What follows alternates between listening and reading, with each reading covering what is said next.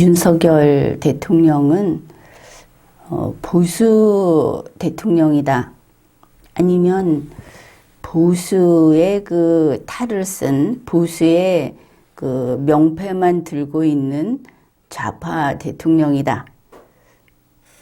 이렇게 의견이 분분합니다. 그런데 본인들이 밝히는 윤석열 대통령과 그 같이 움직이는 이런 사람들이 밝히는 것을 보면 국민이 이렇게 혼란을 느낄 수밖에 없다. 사실은 그 둘 다 맞다. 이렇게 보입니다. 윤석열 정권의 통일부 장관, 권영세 장관이 아주 발빠르게 움직이고 있죠. 2022년 하반기에 들어서 정말 몸이 몇이어도 부족할 정도다. 그렇게 움직이고 있고 그는 분명히 윤석열 대통령과 한마음으로 그렇게 전력을 다해서 자기들이 추구하는 바를 지금 추진해 가고 있다. 이렇게 보입니다. 권영세 장관이 분명하게 이야기를 해 주었습니다. 자, 우리는 미국과 중국의 양쪽을 다 우리가 잘 조정을 해서 양쪽에서 우리의 이익을 다 뽑아내겠다. 이 둘이 분명히 대립하는 그 이슈에 있어서 양쪽이 대립하고 있는 그 가운데에서 우리는 이쪽에도 속닥속닥하고 이쪽에도 그렇게 해서 우리가 워낙 뛰어나니까 그렇게 해서 세계를 윤석열 정부의 지원군으로 만들겠다. 이렇게 말을 했습니다. 그런데 이게 밖에서만 그렇지 않다. 국내에서 민주당으로 대표되는 보수의 반대편 정치 세력, 그들하고도 아주 친하게 쑥닥거리고 보수편하고도 그렇게 해서 이 둘이 다 윤석열 정권의 걸음이 되도록 그렇게 만들겠다. 그래서 지금까지 이전 정권들은 대북관계에서도 뜻은 있었지만 그들이 한 일은 훌륭하다. 그런데 현실적으로 자꾸 걸리는 게 있어서 안 됐는데 바로 이게 양쪽으로 나뉘어 있는 이들 때문이다. 이 둘, 미국과 중국이라고 하는 자유세계와 사회주의, 공산세계 양쪽을 다 우리에게 따르게 만들고 또 보수의 반대편을 다 윤석열에게 따르게 만들어서 그리고 김정은이도 따르게 만들어서 우리는 담대하게 지금까지 그 누구도 이루지 못했던 그런 성공을 이뤄내겠다. 이렇게 이야기를 합니다. 물론 통일도 이루겠다고 합니다. 그런데 이렇게 보면은 문재인 대통령의 그 통일정책, 사실은 민주화 30여 년이라고 하는 것이 상당히 이 대북관계에 있어서는 우리가 생각하기에는 그 좌파 정책으로 완전히 점철이 돼 있죠. 그 토대가 다 그렇게 이루어져 있습니다. 그거를 그대로 물려받아서 승계자로서 이렇게 하겠다. 왜냐하면 지나온 세월 이걸 다 이용해야만 성과를 거둘 수 있으니까 이렇게 지금 우리 국민을 설득하고 있습니다. 물론 미국에 대해서도. 그래서 나온 게 우리가 그냥 좀 거칠게 이야기를 하면 우리 대한민국의 의료보험 자원 요 주위에 들러붙어 있는 것이 대단히 많죠. 이거를 가지고 북한에 북한을 뚫겠다.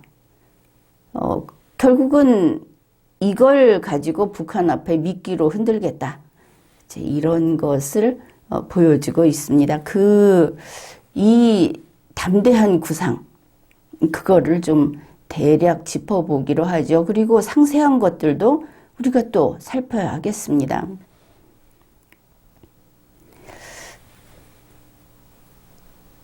윤석열 통일부에서 한 행사, 한반도 보건의료 협력 플랫폼, 그러니까 남북한의 보건의료를 하나로 만드는 그 본부, 이거를 설치하겠다고 하는 전체 회의가 있었고,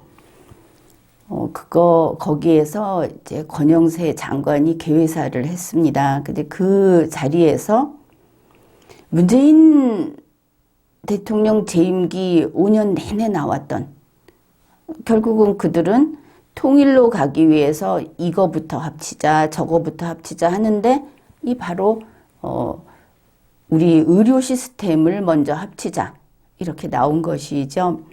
그 활동을 해왔던 사람들이 거기에 참석을 했고, 그들이 계속 이 설계를 하고 있는 것을 보여줬습니다. 그 자리에서 남북 원헬스 바이오메디컬 클러스터를 만들자, 짓자 하는 정책 구상이 나왔고, 이제 그와 연결지어서 권영세 장관의 통일 활동이 아주 열정적으로 벌어졌던 그거를 우리가 이렇게 다시 떠올려 봐야 하겠죠. 이 담대한 구상이라고 하는 것은 2022년 여름에 공개됐습니다. 그 직전부터 이야기가 좀 흘러나왔고, 결국은 2022년 8월 15일에 발표한 것이죠. 거기에 대해서는 언론사도, 그리고 그 전문 기관들도 그게 뭐다 하는 거는 성격 규명이 분명히 됐었습니다. 결국 이렇게 이야기를 하는 겁니다. 북측에서 만나자, 그만해도 경제 지원을 하겠다, 이런 것이죠. 북한에 이 담대한 구상을 제안했는데 이게 왜 담대한가? 그거는 어떤 합의점이 있든지, 북한이 무슨 비핵화를 하기 위해서 어떤 조치를 한다든지, 그 과정에 뭔가 협력을 한다든지 하는 거 필요 없다. 그냥 만나자고 하면은, 그래, 만나자. 자, 이렇게만 하면은 그냥 바로 북한이 협상에 나설 뜻만 보여줘도 곧장 경제협력 프로그램을 가동하겠다, 이렇게 밝힌 겁니다. 여기에서 유의할 것이 협력이라는 단어 이건데, 우리는 협력이라고 하면 양쪽이 이렇게 서로 힘을 합하는 것을 이야기하죠.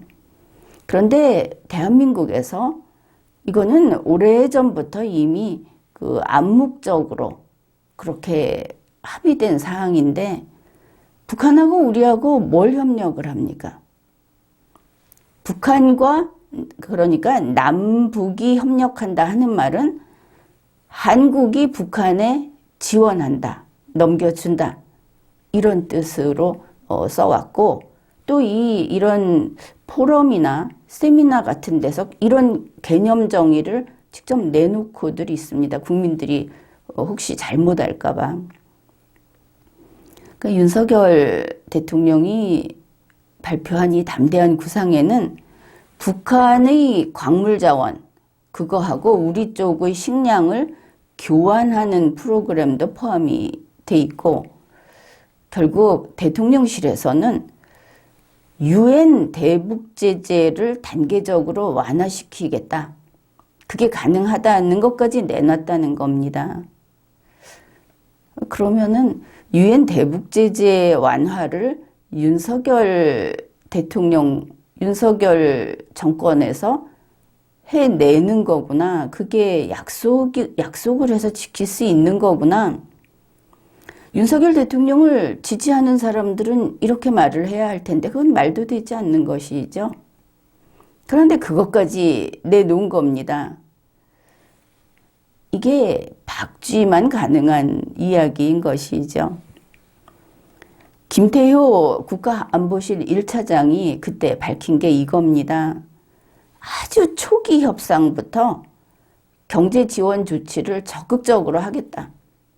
그러니까 북한이 여기서 뭐라고 하는데 북한이 이렇게 쳐다만 봐도 그냥 그쪽에 돈을 퍼붓겠다. 아, 이거 과감하지 않느냐. 박쥐가 하는 소리니까 김정은이가 귓등으로도 듣지 않겠죠.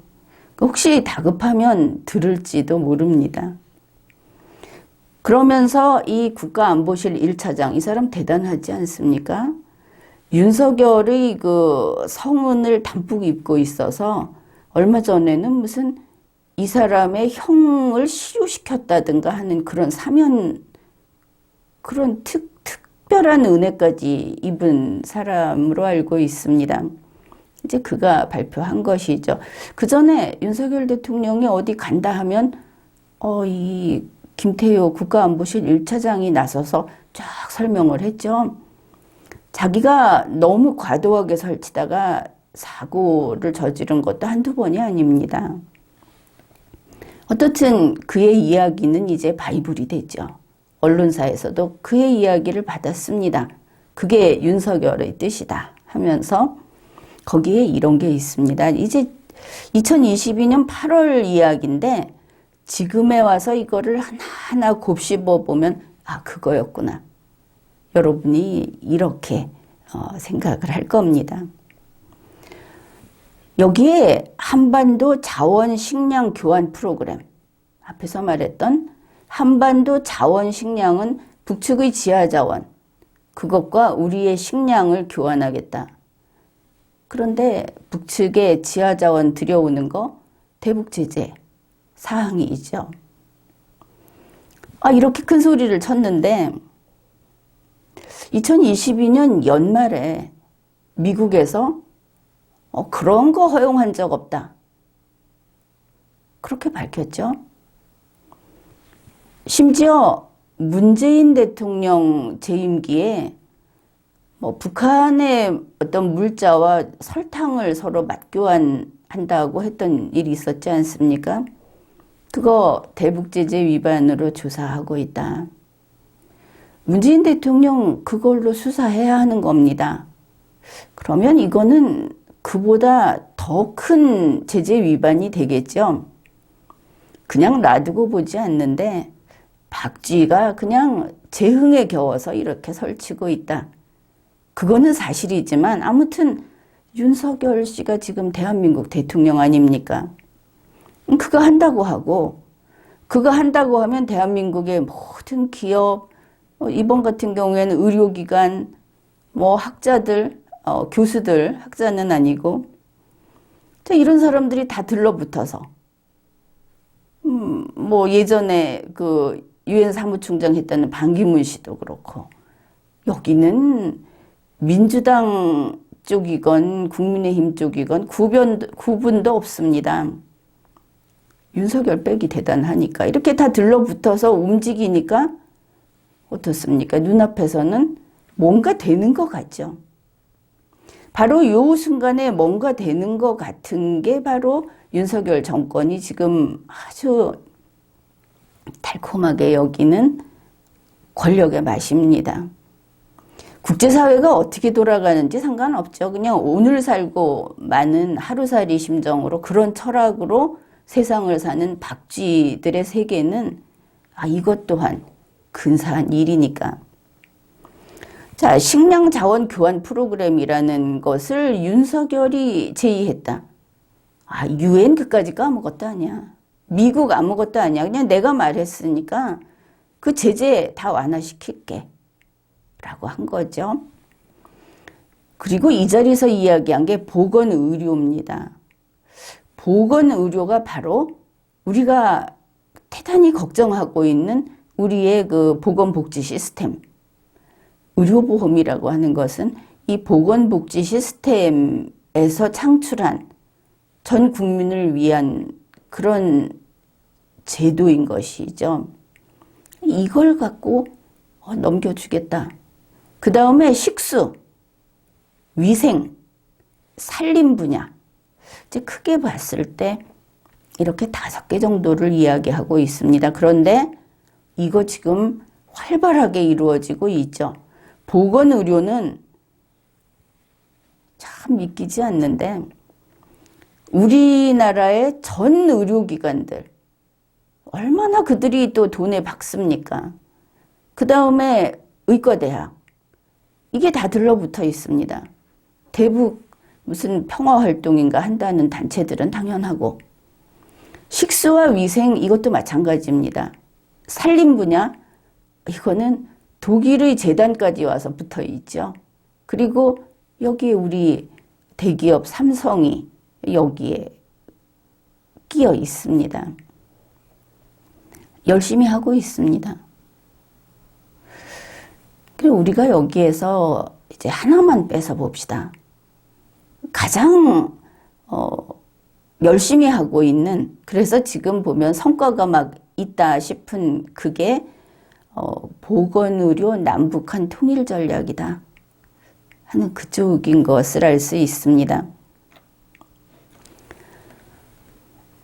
윤석열의 통일부 장관 권영세, 그가 2022년 12월 14일 남북교류협력지원협회 이제 여기에서 유엔 제재 면제 신청 같은 것도 대행을 해주고 그러고 있죠. 그런데 이 지원협회에서 이런 것을 내놨습니다. 남북한 당국의 보건의료 영역에서 그 정책적인 방향은 비슷하다. 야, 이게 김정은이와 윤석열이 지금 정책 방향이 비슷하다. 국민들은 깜짝 놀랄 일이죠. 어떻게 크게 비슷하냐. 여건도 다르고 이념도 다르고 현실도 다르고 그런데 비슷하다고 한 겁니다. 이거 결국 통일부의 뜻이다 이렇게 봐도 되겠죠. 아니라고 안 하니까. 그리고 아니라고 못할 겁니다. 그리고 앞으로 병원과 의료 인프라 현대화와 관련된 개발 협력이 활발해질 것 같다. 협력은 지원으로 읽는다 그랬죠. 그러니까 북한에 병원 지어주고 의료 인프라 현대화, 북한 전체를 우리나라에 있는 의료 시스템만큼 모든 걸 물적으로 시스템적으로 이걸 다 개발해주고 그걸 지원해준다. 그걸 사업으로 지금 하고 있다 하는 이야기입니다.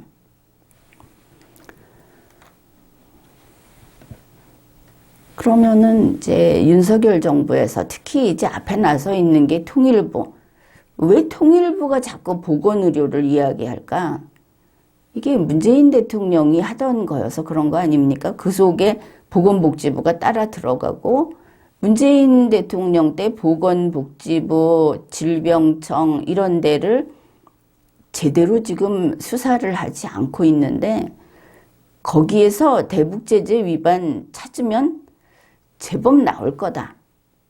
이렇게 보이기까지 합니다. 근데 거기 손도 안 대고 있죠.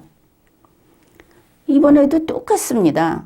통일부가 이 보건의료 이거를 계속 나서서 추진을 하고 있다. 그리고 이거는 어디에 들어있느냐? 통일이라는 큰 어떤 자루 속에 이게 들어있다. 이게 지금 주로 추진하고 있는 거다. 이렇게 우리가 이해할 수 있습니다. 통일부가 2022년 11월 21일에 2022 DMZ 그린 평화지대화 국제포럼이라는 걸 개최를 했습니다. 내용은 많이 알 것도 없습니다. 자, 여기에서 권영세 장관이 이렇게 특별한 손님, 귀빈으로 입에 올린 사람이 누구냐 이것만 봐도 되는 거죠. 오늘 포럼에서 환영사를 해주실 염태영 경기도 경제부지사님 감사합니다. 이랬습니다. 염태영이 누군가? 혹시 이 사람 그 수원시장 하던 사람인가? 염태영 이 사람이 대한민국을 완전히 갈아엎고 공산경제 그리고 그 연방제 통일을 추진하는데 앞에 서서 일하던 그 일꾼인가? 여러분도 기억하고 있을 겁니다.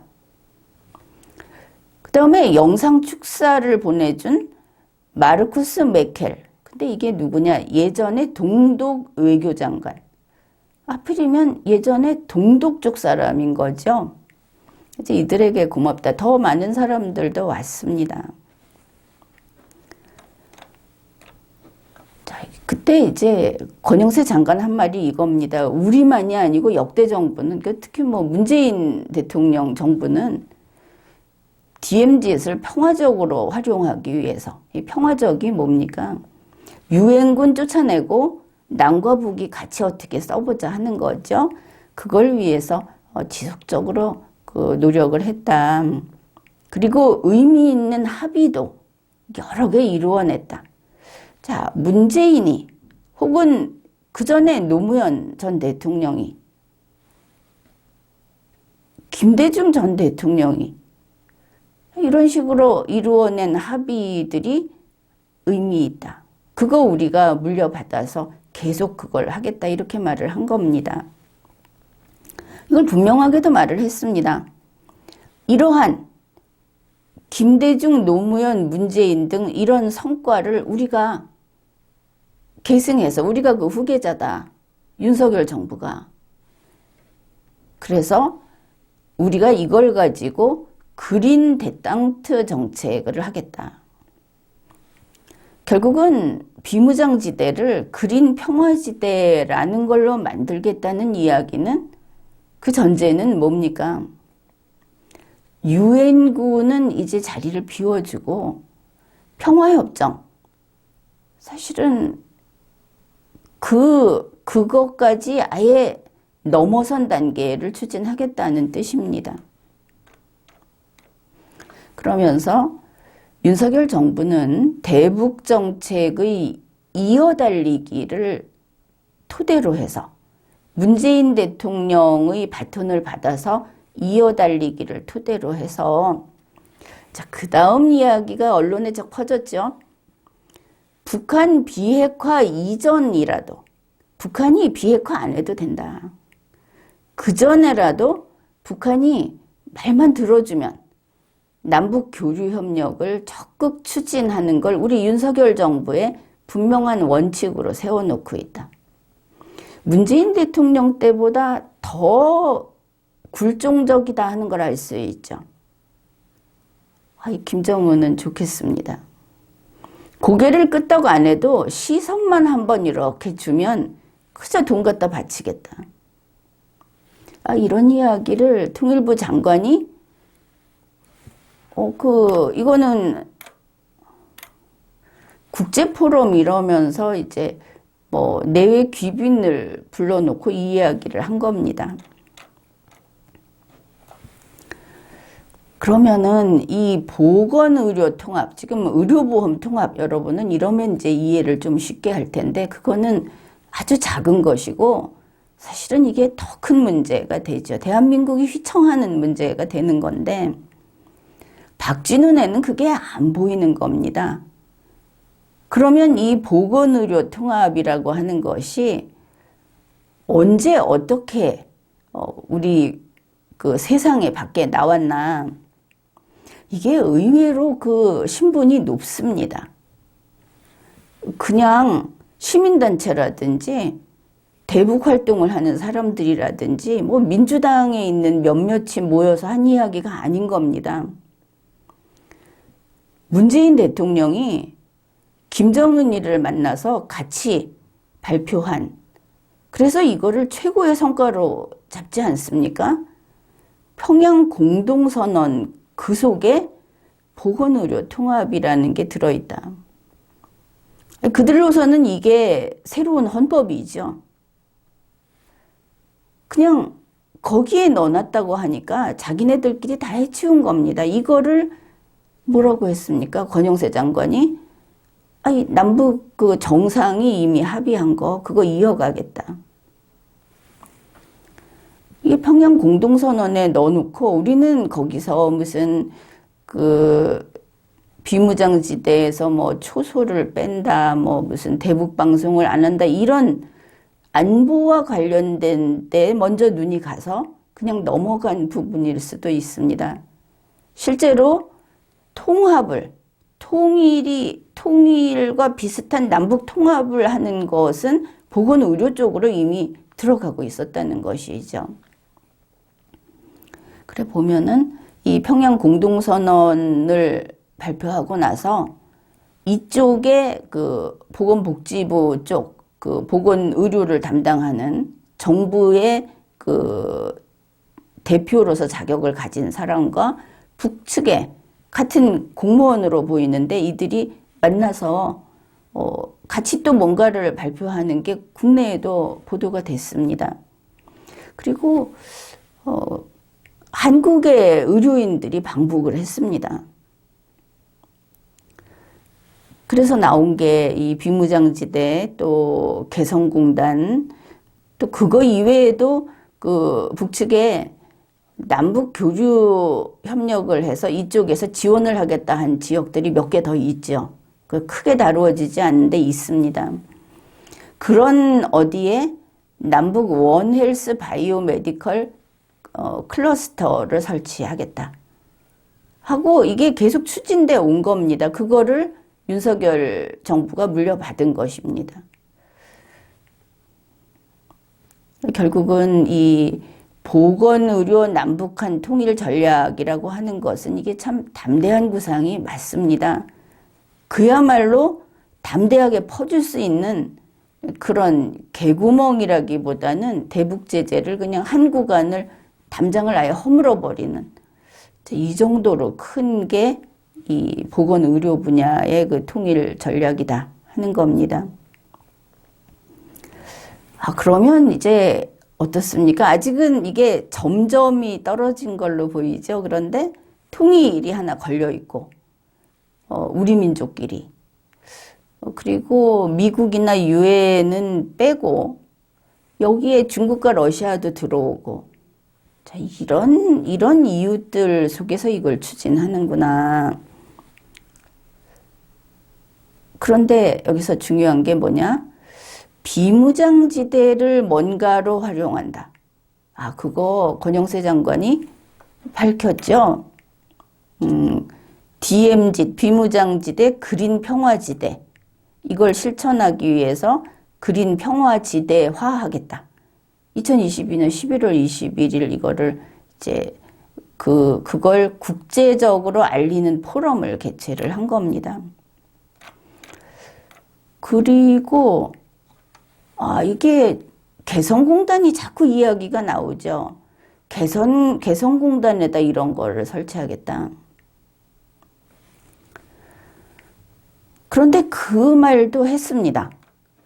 2022년 12월 27일 권영세 장관이 그때 이제 국회에서 개성공단 그 기업들 상품 전시회를 하면서 그런 전시회 행사를 개최를 했고, 그때 개회식에서 권영세 장관이 축사를 했습니다. 이제 이거는 2006년부터 이렇게 해오던 거니까 물려받은 거 맞죠. 그래 그 행사에 가서 이렇게 말을 했습니다. 윤석열 정부의 통일이라고 하는 것은, 윤석열 정부의 대북 정책이라고 하는 것은 그 뿌리가 문재인 정권 이어달리기에 있다. 이제 좀 길게 가면 앞에 김대중, 노무현 정권도 들어가죠. 그러면서 이걸 밝힌 겁니다. 이게 이제 뉴스에서는 권영세 장관이 이렇게 내놓고 말하나 하면서 보도를 하지 않았습니까? 2018년 9월에 평양 공동선언, 그거 지키겠다. 이렇게 말을 한 겁니다. 거기서 뭐를 했느냐? 개성공단과 금강산 관광사업을 우선적으로 정상화하기로 합의를 했는데 그거 지키겠다. 그런데 거기서 뭐 했습니까? 남북 보건의료 했다고 했죠. 보건의료 통합. 그러면 그것도 지키는 겁니다. 이 권영세 장관은 참 요즘에 머리가 진짜 깨질 것처럼 아플 텐데 앞에서 이 말을 내놓고 뒤에 이 말을 숨기고 결국은 평양 공동선언을 사수하겠다. 윤석열 정권은 이걸 밝힌 겁니다. 그러니 9.19 군사합의를 무효화 선언을 못한 것이죠. 그게 선거 때 얼마나 뼈아픈 질문이었겠습니까? 산불도 못 버린다고 했죠, 그때. 이 모든 게 사실은 윤석열 후보자로서는 아주 난처한 질문을 받았던 것이죠. 국민들은 그런 것을 미처 알아차리지 못하고 윤석열에 대해서 무조건 후하게 그거야 뭐 꼭 그렇게 해야 하느냐 하면서 국민들이 또 편을 들어주지 않았습니까? 운명이죠.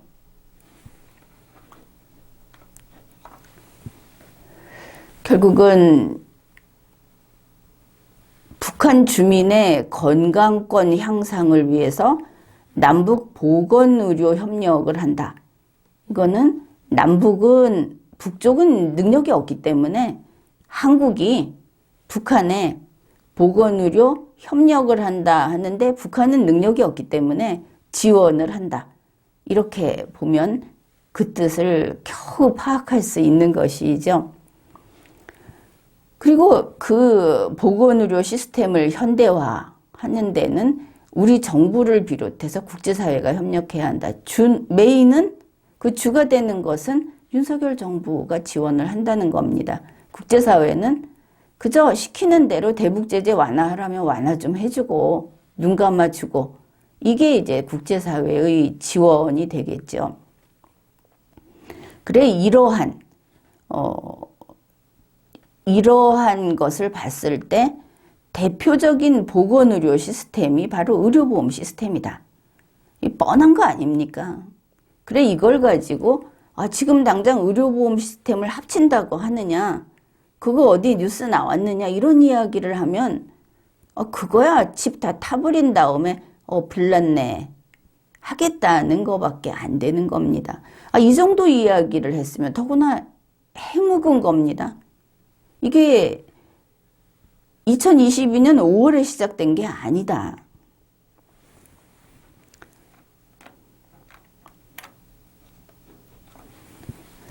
그러면은 정말 의료보험을 합칠까? 그 이야기를 해보죠.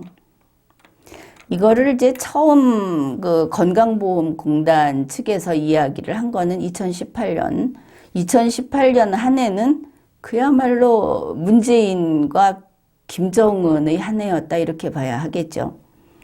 이제 그런 그 흐름을 타고 건강보험공단이 거기에 올라탄 것을 알 수 있습니다. 2018년은 그랬다 치고 그 다음에 2019년 12월에 가서도 결국은 이 남북 건강보험은 어떻게 합칠 것인가 거기에 대해서 계속 그 회의를 하고 자기들의 그 구상을 밝히고 이렇게 해온 것을 알 수 있습니다. 자, 그들의 이야기가 이겁니다. 남한이 돈을 들여서 북한에 병원을 짓고 그 병원에서 남한과 북한의 의료진이 함께 북한 주민을 치료할 수 있게 해줘야 한다. 남북을 합친다고 해서 우리 한국 국민들이 북한 의료진에게 진찰을 받고 치료를 받을 것을 바랄 사람이 있겠습니까? 건강보험공단이 이 이야기를 한 거는 그냥 쉽게 말해서 북한에 병원을 짓고 북한에 그 좋은 병원이 없으니까 그리고 우리 한국의 의료진이 거기 가서 북한 주민을 치료해 줘야겠다. 그런데 건강보험공단은 자선단체도 아니고 대기업도 아닙니다. 세금을 가지고 예산을 배정받고 그걸 투자해서 그 원금을 유지해 가면서 운영을 하는 기관이죠. 자기네가 북한에 가서 이거를 한다고 지금 이야기한다면은 세금으로 북한 주민을 진료해 주는 거죠. 말을 바꾼다고 해서 그 말에 속으면 되겠습니까? 그런데 북한에서 그러면 의료보험료를 걷어야 하겠죠. 어떻게 걷을 것인가? 여기에 대해서 건강보험공단이 하는 말이 이겁니다. 우리나라하고 비교를 해봤을 때 거기는 경제적인 취약계층이 매우 높을 것이다. 그 비중이 높을 것이다. 평양도 그렇다. 이런 겁니다. 그러면 거기서 어떻게 의료보험료를 받겠습니까? 그래서 이제 그 말은 쓱 넘어가고 한 게 뭐냐면은 북한에 남북한의 공동 의료진, 남북한의 공동 운영진으로 구성된 지역 거점 병원. 그러니까 군 단위, 구 단위의 인민병원이라고 있죠. 그것까지 다 지어주자 이렇게. 이 부분에 대해서는 지난 방송을 참조하십시오. 그 다음에 요양시설도 운영해야 한다. 자, 그리고 여기에서 이런 이야기 하겠죠. 그거야. 통일이 되면 우리가 통일될 것을 생각해서 미리 준비 얼마나 일찍 하자는 건지 아십니까? 20년 이전에 가서 지어주고 통일이 된다고 했을 때 아무리 늦어도 20년 전에 가서 이걸 다 하고 있어야 된다고 주장하는 게 바로 이 보건의료 통합 주장을 하는 의료진들, 문재인 대통령 때부터 해오던 전문가들이 주장하는 바입니다. 그래 지금 할 수 있는 한 하고 있다 이렇게 봐야 하겠죠. 그런데 그게 통일이 진전된 다음에 통일하자고 논의가 있을 때 미리 이쪽에서 연구만 하고 있다가 이러면 우리가 뭐라고 할 거는 없죠. 그런데 그 시기가 언젠가는 중요하죠. 윤석열 대통령 담대한 구상으로 김정은이가 눈길만 한 번 주면 당장이라도 하겠다고 했습니다. 그건 통일이 되는 게 아니죠. 비핵화 논의도 하기 전에 한다고 그랬으니까. 그러면 이건 통일과 관계없이 퍼주기다. 북한이 요거에 마음이 흔들릴 것 같아서 이걸 하는구나. 이렇게 생각을 할 수 있죠.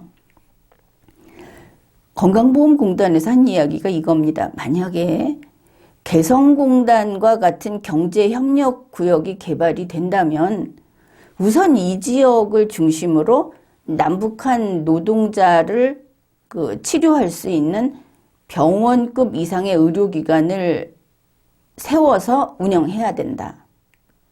그리고 나서 차츰 북한 내 거점 지역으로 이걸 확대해 나가야 한다. 여기에서 딱 걸렸죠. 통일을 논의한다고 하면 그때 가서 개성공단을 의료 클러스터로 해서 새로 개발을 할 필요가 없습니다. 그거는 남북 경협이라고 해서 휴전선이 엄연히 존재하는 때에 나온 이야기죠. 통일 이전에 주겠다는 게 분명하구나. 이들의 마음은 당연히 그런 겁니다. 그리고 나서 또 이런 말을 합니다. 의료보험공단이 이거를 할 수 있다. 그게 북한 안에 병원 진료를 받기 어려운 의료 취약 지역에는 이동 출장 진료 버스를 운영한다. 그게 지금 건강보험공단의 사랑실은 건강천사 사업이 있는데 그걸 활용하면 된다. 그게 이번에 이제 윤석열 정권에서는 이걸 그냥 원격 진료 이걸로 바꿨죠. 기술적인 그게 좀 업그레이드가 돼서. 그리고 지금 추진하고 있는 것들이 여기 있는 내용이 그냥 다 나오고 있다. 그런 것입니다. 그러니까 통일 후라든지 통일 초기라는 전제가 삭제돼 버렸다. 현재 추진하는 활동은 이미 통일 후에 하겠지라고 생각했던 그 단계에 이미 들어가 버렸다. 이거를 알 수 있는 겁니다.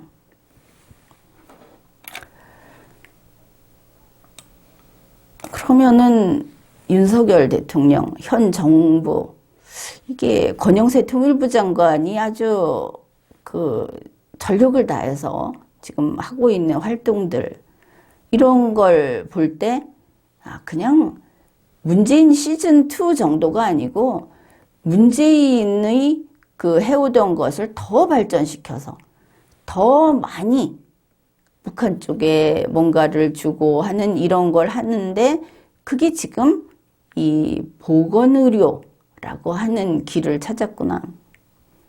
이제 왜 보건의료로 하느냐 하는 것은 이게 대북 제재 면제를 받기 쉬워서 번번이 지금 유엔이 여기에 당했는데 이제 그거는 우리가 차차 이야기를 하죠.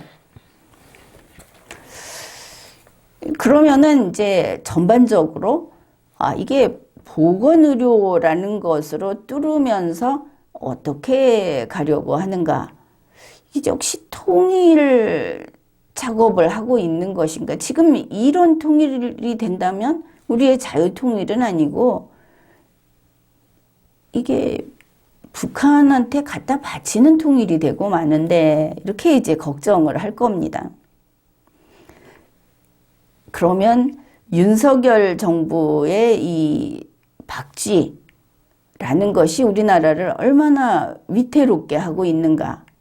그거를 봅시다. 이거는 사실은 유엔으로부터도 배척당하고 미국으로부터도 배척당하고 할 만한 소지가 다분한, 그리고 이미 그쪽에서 좋지 않은 의심스러운 눈길을 주고 있는 그런 부분입니다. 국제사회는 윤석열 정권이 뭔가를 속였다, 친북, 친중, 친러 행보를 보였다고 해서 딱 피켓 들고 윤석열 반대 이러지 않습니다. 너는 그렇구나. 그 상태에서 자기들이 취할 거 취하고 칠 거 치고 이용을 할 뿐이지, 나라와 나라라는 것은 어차피 남남이니까 항상 한국이 죽어도 그 죽은 한국에서 뭔가 건져갈 게 없을까? 그게 동맹이고, 살아있는 한국에서 뭔가 뺏어가려고 하는 것이 그게 적국입니다. 자, 윤석열 대통령이 이제 후보 시절부터 또 당선자가 됐을 때, 그때 앞에 내세운 게 디지털 플랫폼 정부라는 겁니다. 우리 모두 기억하고 있죠. 초기에 그래서 이걸 보고 그러면 또 윤석열 후보자 자신이 이 정보 지식이 척박하다 보니까 구글 정부 막 이런 이야기도 했고, 이게 또 이제 바로 비판이 나오고 했죠. 그러면 우리 대한민국에 디지털 플랫폼 정부가 왜 필요한가? 이게 우리에게 뭐가 이로운가? 여러분 이거 원합니까? 여러분 중에 디지털 플랫폼 정부가 아니어서 덜 행복한 사람 있습니까? 그렇지 않죠. 이거 왜 꺼냈을까? 윤석열 후보자는 그때, 윤석열 씨는 이렇게 말을 했습니다. 개인 맞춤형 행정을 실시하겠다. 그러니까 이런 것이죠. 지금까지 복지라고 하는 거는 이 소득 분포로 봤을 때 이제 그 층을 정해놓고 한 달에 한 번 생활비를 지원을 해줬습니다. 지금까지 그렇게 해왔죠. 그런데 윤석열의 구상은 뭐냐 하면 이게 실시간으로 AI를 이용해서, 자, 오늘 국민 김 씨가 짜장면이 먹고 싶은가? 이렇게 파악을 한 다음에 오늘 짜장면 한 그릇을 주는 겁니다. 개인 맞춤형 행정, 개인 맞춤형 복지. 근데 이게 복지만이 아니고 행정까지니까 지원을 못 받는 국민도 똑같이 그런 그 구속을 받겠죠. 그러니까 모든 게 분단위의 틀 속에 꽉 갇히게 되는 겁니다. 너는 오늘 짜장면 먹고 싶어 했으니까 나중에 생각이 바뀌면 안 돼. 짜장면 먹어. 이렇게 하는 겁니다. 이게 뭐냐? 이게 완벽한 복지라고 하는 것은 중환자실에 묶여 있으면서 손도 꼼짝 못하는 거하고 다를 바가 없습니다. 그게 바로 통제사회, 통제국가입니다. 말이 다르지 완벽한 복지, 완벽한 행정관리라고 하는 게 좋을 것 같습니까? 여러분 스스로 알아서 하는 때가 좋은 겁니다. 윤석열 대통령이 늘 강조하는 게 과학이죠. 이 인물은 과학과 굉장히 거리가 멀죠. 우리가 알다시피. 뭘 과학을 압니까? 주변에 과학한다는 사람들이 들러붙어 있구나. 이거 알 수 있는데 과학은 거기는 자유가 없습니다. 과학은 자기들의 공식 그거 이외에 허용을 하지 않습니다. 과학이라고 하는 것은 민주주의가 아예 아닌 겁니다. 과학이 그냥 말할 때 과학은 그게 개인에게 도움이 될 때는 좋겠지만 개인을 지배하고 관리할 때 과학이 들어가면 숨막히죠. 모든 개인은 과학에서 봤을 때는 다 흠 있는 자들입니다. 부족한 자들. 지시에 따르느라고 허겁지겁 해야 하는 것이죠. 이 디지털 플랫폼 정부라는 거 우리 국민의 여러 같은 요구가 있었던 거 아닙니다. 그러면 이게 왜 나왔을까? 우리가 생각해 볼 수 있죠. 그냥 윤석열의 그 공상과학적 환상에서 그냥 틱 떨어져 나온 거든지 아니면 그 문재인에게서 물려받은 것이든지 이렇게 볼 수 있습니다. 그 공상과학적 환상을 집어넣어 준 것은 당연히 윤석열 측근 무슨 하여튼 널리 과학기술 분야의 그 인물들 지금 많이 있죠. 그 사람들이 그렇게 만들었겠지 이렇게 볼 수 있고 문재인 대통령에게서 물려받은 거다. 그러면은 이거 물려받았다 하는 거 우리 알 수 있는 게 그게 이제 보고서들이 있습니다. 국책연구기관 이런 데서 나온. 그런데 국책연구기관의 보고서는 뭡니까? 정부의 주문을 받아서 정부의 입맛에 맞춰서 나온 보고서죠. 그런 보고서들이 있습니다. 그게 이제 그 근원이 됐겠죠. 아무튼 그렇다고 쳤을 때 윤석열은 일단 깡통이다. 우리가 알고 있죠. 그런데 이제 어떤 깡통이냐 이걸 한번 나눠봅시다. 첫째, 그냥 빈 깡통이다. 세상 모르는 그냥 술독이다. 이렇게 본다면 이제 윤석열을 탓하기도 참 어렵습니다. 바보한테 뭘 요구를 하겠습니까? 이 경우에는 이제 윤석열 주위에 붙어갖고 디지털 플랫폼, 자, 이거를 강조한 자들을 몽땅 수사를 해야 하겠죠. 너희들 도대체 이 자유민주주의를, 대한민국 헌법을, 대한민국의 주인인 국민을 뭘로 알고 너희들이 지금 권력이라고 보이는 윤석열한테 붙어서 이 짓을 했느냐. 이거 수사를 해야 하는 겁니다. 그 다음에 문재인의 빈 깡통이었다. 그 깡통을 채워준 게 문재인이었다. 이러면은 문재인과 윤석열이 공범이다. 이렇게 봐야 하겠죠. 윤석열이 완전 빈 깡통은 아니고 뭐 반반 채웠다. 그럼 둘 다 수사를 해야 할 겁니다. 그다음에 이제 세 번째 어떤 깡통이냐. 앤디 워홀의 깡통이다. 그러면 예술적인 깡통인가? 윤석열은 예술과는 상관없는 사람입니다. 사실 윤석열 대통령이 뭐 쉴 때 미술관 가는 걸 좋아한다고 그러는데 웬만해서는 믿어주기가 어렵습니다. 윤석열 대통령이 미술을 좋아한다. 아, 누구의 어떤 그림을 좋아한다. 그게 얼마짜리다. 이렇게 할지는 모르겠는데 미술을 좋아하는 미적 감각이 있다. 그거는 지금까지 어디서 본 적도 없고 그리고 지금 상황에서는 정말 믿기지 않습니다. 그런 예술에 대해서 뭘 모르는 그런 사람의 그 앤디 워홀의 깡통이라고 하면은 그거야 지 맘대로 하는 그런 깡통이고 능력도 없으면서 이것 또한 심각한 문제가 되겠죠. 자, 이렇게 봤는데 여기서 키워드는 디지털 플랫폼이라는 겁니다. 디지털 플랫폼 정부, 이 정부가 남북을 합쳐놓은 정부일 수도 있고 우리가 윤석열 대통령이 디지털 플랫폼 정부 한다고 했을 때 걱정한 게 뭡니까?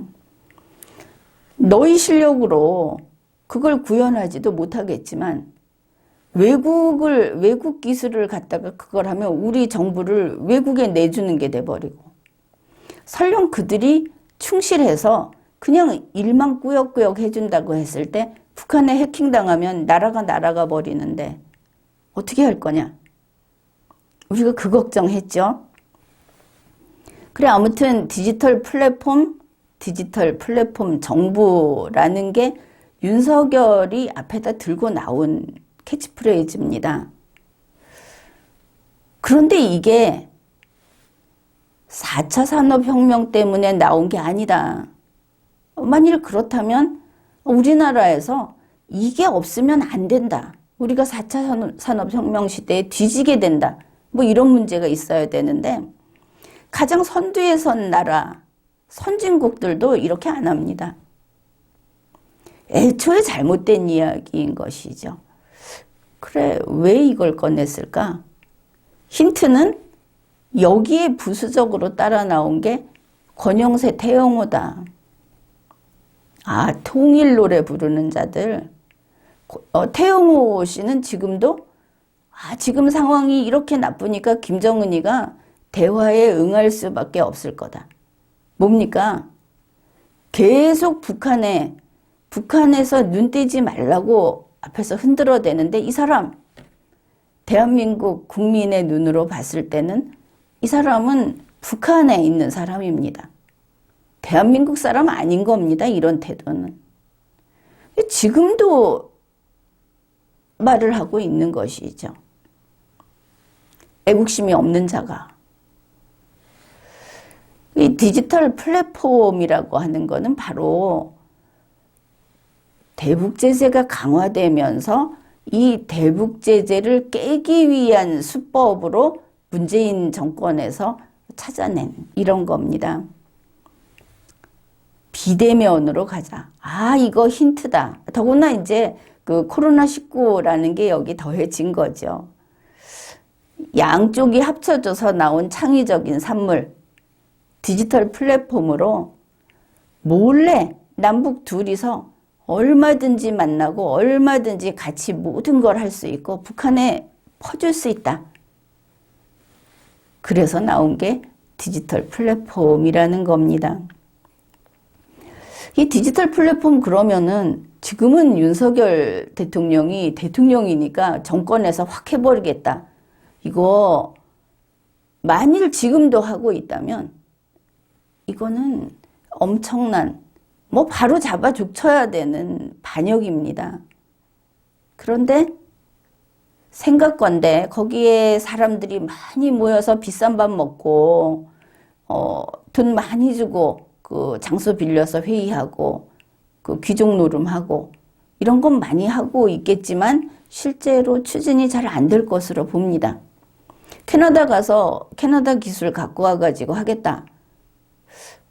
그것도 지금 하고 있는지 모르겠는데 하게 되면 돈 나가지. 그 다음에 우리나라를 캐나다에 집어넣는 것이죠. 머리를 띄워서 거기서 머리를 채워주니까 잘 안 되고 있을 거다. 일단은 그렇게 봅니다. 이게 쉬운 게 아니죠. 아니, 미국도 아무도 모르게, 우리 국민도 모르게 디지털 플랫폼 정부 만들어서 김정은이하고 우리 같이 우리 특수계급끼리 이렇게 그냥 통일하자. 이런 되지도 않는 헛꿈을 꾼 것으로 보이는데, 문재인 대통령은 그나마 거기까지는 가지를 않았습니다. 아마 윤석열 대통령만큼 술꾼은 아니었든지, 아니면 그 주변에 있는 디지털 플랫폼 정부를 추진하는 사람들이 그나마 허파의 바람이 덜 들었던지, 이게 뭐 잘했다는 얘기는 아닙니다. 그들이 찾아낸 게 뭐냐. 남북 이산가족 상봉을 가지고 시작을 하자고 한 겁니다. 이게 아무리 그래도 사람이 있어야 되고 사람이 움직여야 되니까 완전히 이렇게 윤석열 정권에서처럼 꿈속을 헤매서는 안 되죠. 남북 이산가족 상봉을 디지털 플랫폼을 만들어 가지고 상시화하자. 이게 이제 문재인 때의 구상이었습니다. 그래서 남북 이산가족이 상봉을 한다 하는 거는 이건 인도적 차원에서 UN 대북 제재 면제를 받는다. 내놓고 이거 뭐 이산가족 상봉을 하기 위해서 디지털 플랫폼을 설치해야 한다.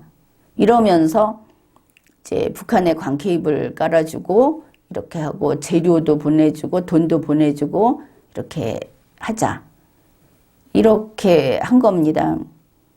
그리고 나서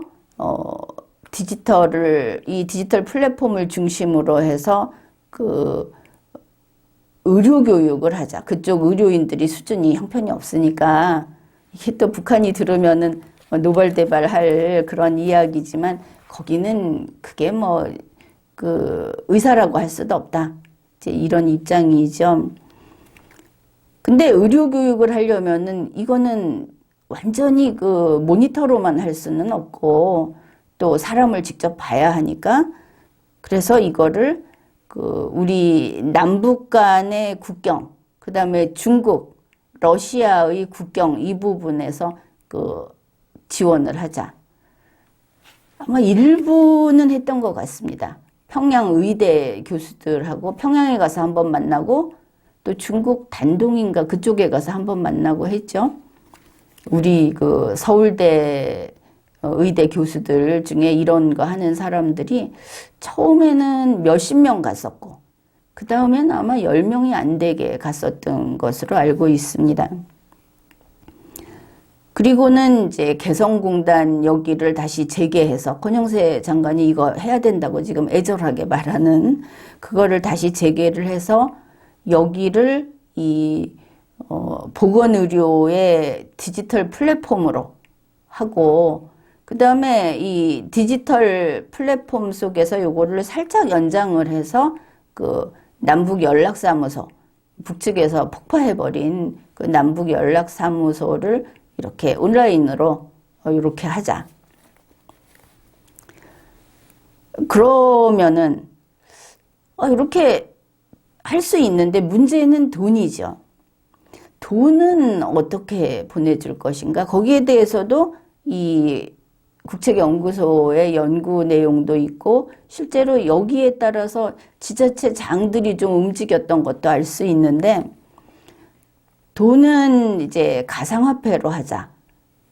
그래서 나온 게 이더리움입니다. 지금 이더리움을 북한의 기술하고 시스템 이런 거를 북한에 넘겼다 해가지고 얼마 전에 미국에서 유죄 판결 받은 사람이 있죠. 그 사람 수사하고 재판하면서 나온 게 바로 한국의 지방자치단체들, 한국 정부, 서울에서 이런 국제회의를 했다. 이런 자료들 다 나오지 않았습니까?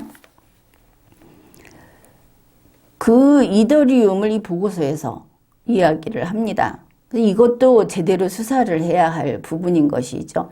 미국에서 그 서양 사람 이더리움 이 한국에서 북한에 넘기는 이 일을 했던 사람을 처벌을 했지만 그러면 한국은 그냥 둘 것이냐? 뭐 이것과 관련해서 뭐 은수미 시장 얘기도 나오고 또 뭐 인천 서울시장 또 뭐 경기도 뭐 이렇게 지금 나오고 있죠. 앞으로 조사할 겁니다. 이거 그냥 넘어갈 수 없죠. 지금은 아주 그냥 그 가상화폐를 거의 신뢰할 수 없을 지경으로 만들고 우리나라 사람들이 피해 많이 봤죠, 또. 근데 이 그 가상화폐로 돈은 줄 수 있다 할 때 뭐라고 설명을 하는지 디지털 플랫폼 정보를 통해서 다 하는 겁니다. 아, 이렇게 하면 달러화를 넘겨주게 되면 제재 그 절차가 굉장히 복잡하고 제재가 있고 한데 달러화 제재를 피할 수 있다. 이렇게 밝히고 있습니다. 북한이 이 가상화폐 탈취한 범죄 사건이 그렇게 많은데도 이런 주장을 하는 것이죠.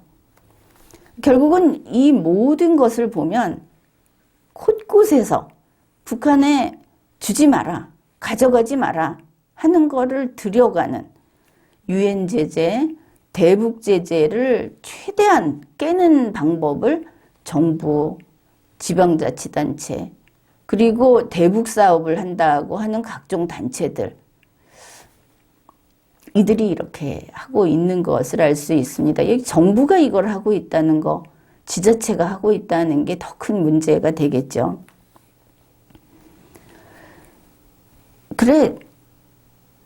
그러면은 이 보건의료라고 하는 거, 우리의 의료보험 시스템, 우리의 보건복지 시스템을 넘겨주는 이런 것까지 내세워가면서 이걸 추진하는 이유는 유엔 제재 면제에 아주 이게 효율적이다. 이게 면제를 받기 쉽더라 하는 그런 것들도 계속 연구를 하고 이거를 서로 공유를 하고 이러고 있습니다. 그러니까 전력을 다해서 이 의료 쪽, 보건 의료 쪽으로 유엔 제재 면제를 받으려고 하는 것이죠. 결국은 이러다 보니까 한국의 의료 복지 시스템, 이걸 북한에게 그저 공짜로 넘겨주는 그런 쪽으로 지금 가고 있습니다. 왜 이렇게 북한에 계속 주고 싶어 하는가?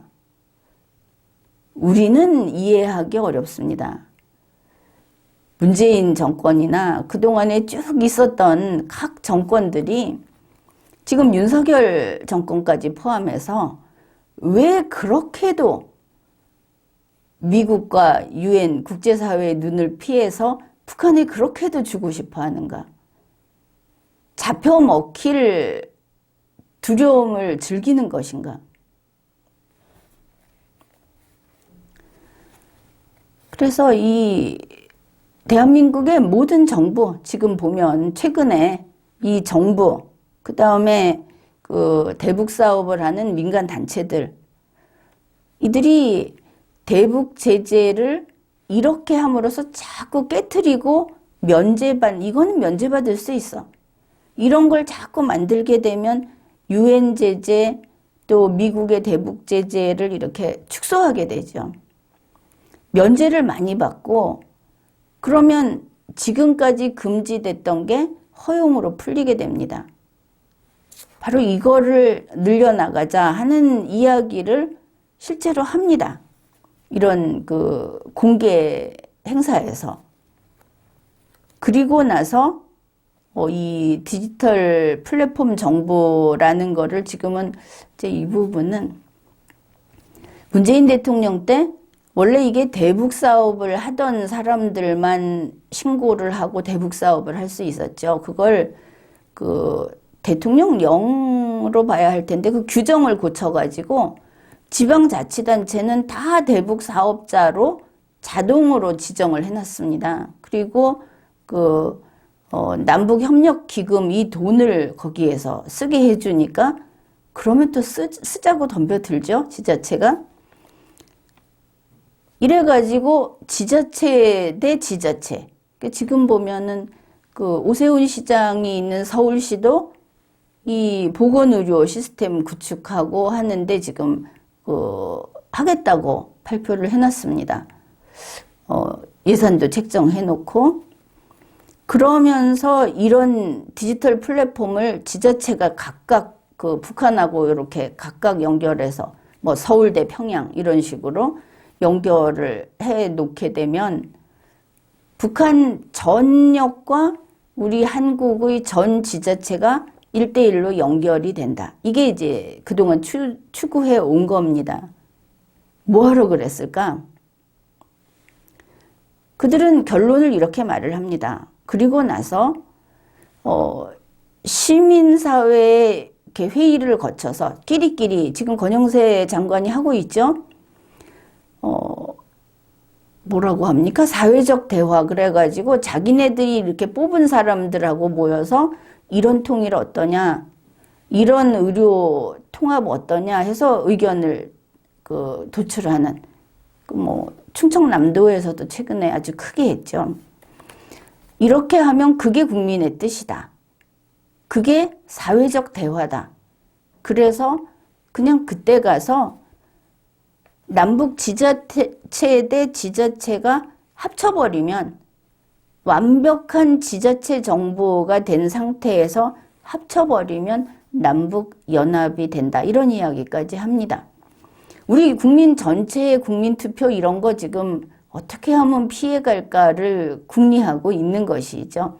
국민을 만만하게 알아도 그 전체 국민투표로 통일을 결정한다는 거는 쉽지 않으니까 그래서 배제하고 자기들이 마음에 맞는 소수와의 대화를 그 사람들이 국민을 그 지역 국민을 대표한다 이렇게 대표 자격을 줘가지고 지금 의견 수렴을 하고 있습니다.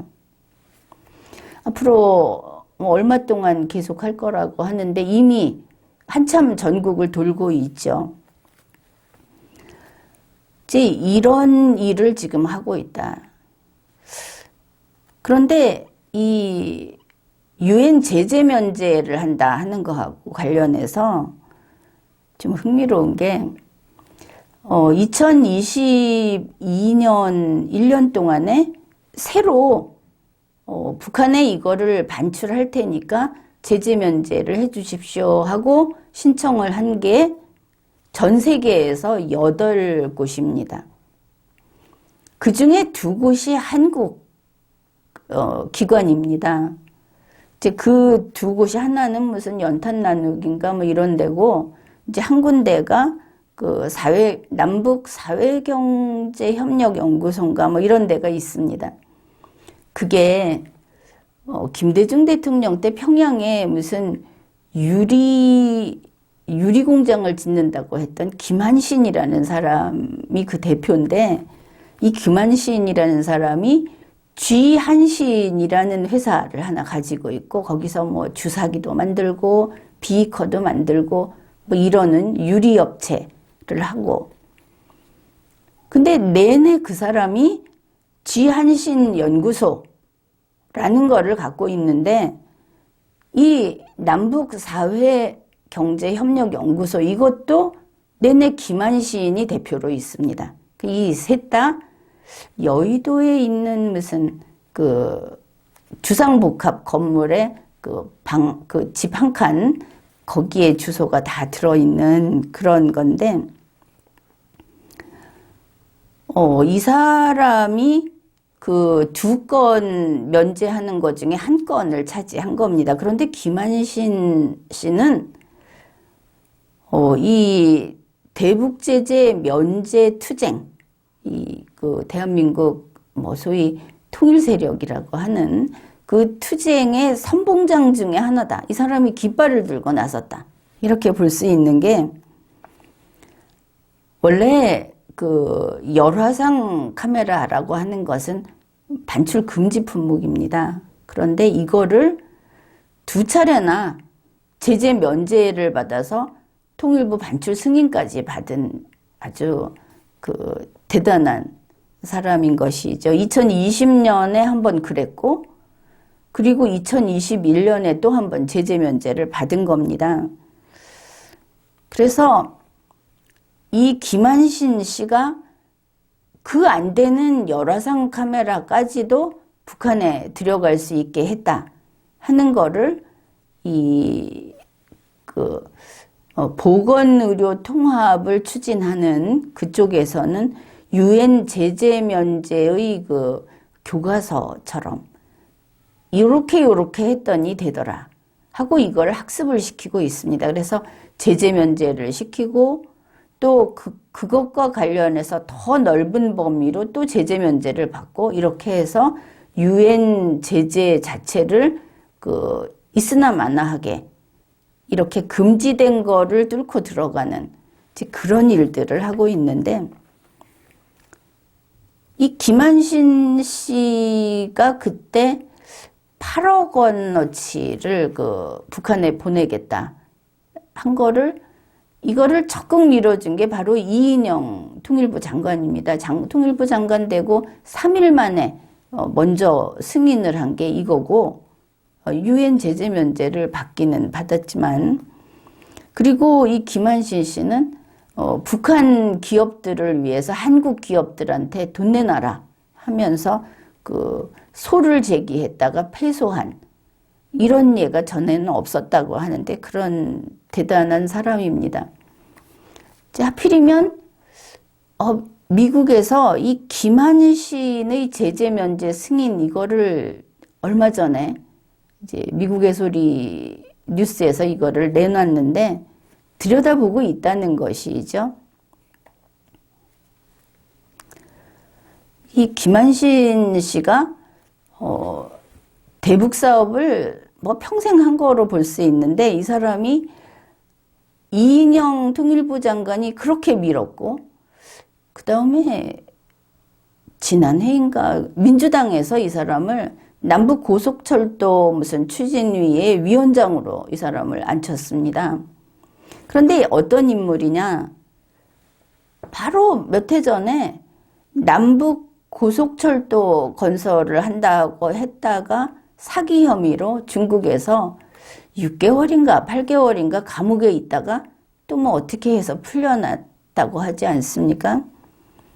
근데 이 사람이 같이 지금 가까이서 하고 있는 게 뭐냐면은 보니까 김대중 대통령 때도 그렇고 이 고속철도 이때도 그렇고 이게 현대하고 같이 계속 이름이 나옵니다. 사기 혐의로 감옥에 갔을 때는 현대건설하고 중국의 어느 기업이 북한의 지하자원을 받아서 이제 돈을 벌고 그 대신 현대건설이 이 고속철도 건설을 따고 이거를 김한신이 중개를 하고 북한에 연줄이 있다 해가지고 이렇게 하기로 했다. 그리고 또 무슨 현대 아산하고도 관계가 있는 것인가? 물론 이 사람이 감옥에 가면서 현대건설은 우리 그거 실제로 추진한 바가 없다 이렇게 잡아댔다 그러고 그 당시에 국정원하고도 같이 이 사업을 추진했다고 김한신 씨가 주장을 했는데 국정원도 모른다 이렇게 했다고 하는데 결국은 이렇게 되면 다시 김한신이 등장을 한다. 이 열화상 카메라 승인도 받았다 하고 지금 앞에 뜨고 있고 또 민주당에서 이 사람을 다시 위원장으로 앉히고 그러면서 현대 아산병원이 요새 자꾸만 윤석열 정부에서 이름이 나오고 있다. 결국은 그 인맥이 아니냐. 그렇다면 이 보건의료 통합을 하고 하는데 지금 어디서 여기에 같이 자기들은 이권이라고 할지도 모릅니다. 이권에 눈이 멀어서 나라가 어떻게 되든 이제 반국가 행위를 하게 되는 것이죠. 이렇게 가톨릭 성모병원에서 아주 큰 조직을 만들어서 이걸 하고 있고, 서울대병원에서도 그 소아과 병원 그쪽에서 하고 있고, 고려대 의대병원에서 크게 하고 있죠. 현대 아산병원도 좀 관계가 있는가 싶기도 하고, 지금 이 서울대병원 쪽에 있던 사람이 현재 이 대북 보건의료 통합에 공을 세웠다 해갖고 훈장을 받았나 문재인 대통령 때 하여튼 그걸로 이름이 한번 나왔던 사람이 있는데, 그 사람이 현재 대한적십자사의 회장입니다. 문재인의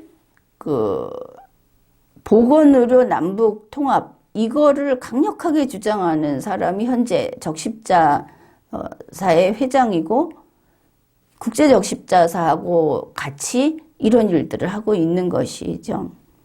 그 사람도 권영세 통일부 장관하고 똑같은 소리를 했습니다. 개성공단 빨리 살려내야 한다. 그 다음에 한반도 보건의료 협력 플랫폼 이거 세워야 된다. 그리고 좀 놀라운 것은 남북 이산가족 상봉 이거를 정례화하고 빨리 해야 돼서 국제적십자사에 계속 자기가 노력을 하고 있다. 이런 겁니다. 윤석열 정권, 윤석열 대통령, 권영세 장관, 그리고 문재인 대통령과 거기에서 같이 일하던 사람들 지금 겹쳐져 있죠. 러시아에 들락거리면서 북한과 계속 접촉을 하고, 사실은 이 사람은 중국에 밀착돼 있지 않은가 하는 연구원, 이런 사람이 지금 권영세 통일부에 들어 있습니다. 거기에 들어가 있는 사람이 여럿이 있고, 사실은 대부분이 문재인 대통령의 이 정책을 추진하던 사람들이 그 일을 하고 있는 것이죠. 정상적인 공무원 선발 과정을 통해서 들어온 공무원보다는 임명으로 꽂아 넣은 사람들이 이렇게 하고 있고, 지금 윤석열 대통령의 손발은 문재인의 신복들이다. 이제 나타나 있는 게 그렇게 보인다는 겁니다. 의료보험 통합이라고 하는 거는, 여러분은 이게 우리 의료보험을 통합해버리면 내가 손해인데, 우리나라 의료보험 재원이 무너질 텐데, 붕괴될 텐데, 뭐보다도 나는 어떻게 하라고 이런 생각을 할 텐데, 지금 이 정부에서 추진하고 있는 것은 통일이라고 하는, 그 통일도 분명히 인식을 하는지는 모르겠습니다. 다만 지금까지 문재인의 기관차가 달리던 그거를 멈추지 않게 하겠다, 이거는 분명하게 보입니다.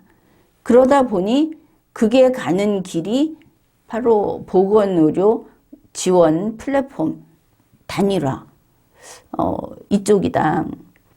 그래서 그것과 관련돼서 여기저기를 거기에 맞추는데 항상 이야기할 때는 통일, 또 인도적 지원, 이런 이야기를 하면서 이제 이 박쥐라는 것을 공개해버리고, 좀 더 심각한 것은 북한 비핵화는 아니다. 우리는 북한 비핵화가 아니고 단지 북한 주민이 우리하고 똑같은 의료 서비스를 받게 해주는 거, 우리하고 똑같이 맑은 물을 먹게 해주는 거, 이게 우리 목표다. 이렇게 밝히고 있는 겁니다. 결국은 윤석열 대통령은 좌파이기도 하고 보수이기도 하고, 이렇게 섞이게 되면 보수일 수가 없죠. 보수란 백지다, 이렇게 말을 했습니다. 백지가 아닌 모든 것은 좌파다. 이렇게 봤을 때 백지면서 백지가 아닌 윤석열 대통령이 가능하지 않죠. 이경우 박지라는 것은 백지가 아니다. 보수가 아니다. 대한민국의 건국을 인정하지 않고 대한민국의 헌법을 준수하지 않는다. 우리 국민이 이 나라의 주인인 것을 인정하지 않는다. 이렇게 평가할 수밖에 없는 겁니다. 그렇다면 윤석열 대통령은 좌파다 이렇게 봐야 되겠습니까? 지금까지 리걸마인드 연구소였습니다.